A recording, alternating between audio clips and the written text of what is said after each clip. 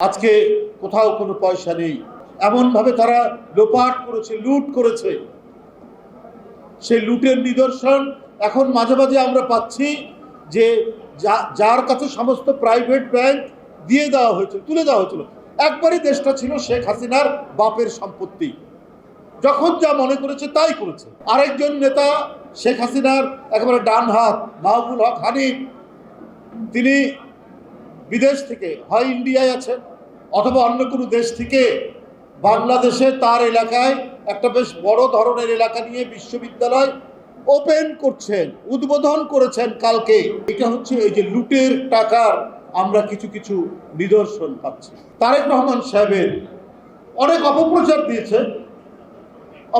দিয়েছে, যেমন ধরুন মালয়েশিয়াতে তার অনেক কলকারখানা তারেক রহমান করেছে। তো আপনি 15 বছর 16 বছর তারেক রহমানের কারখানার নাম কি, তার শিল্প প্রতিষ্ঠানের নাম কি শেখ হাসিনা আপনি তো বলতে পারেননি। অপপ্রচার করেছেন, অপকীর্তি ছড়িয়েছেন, অথচ বিএনপি আপনার বিরুদ্ধে কোনো ধরনের ব্যবস্থা নেয়নি, মেনে নিয়েছে বিএনপি। এটাই হলো বিএনপি।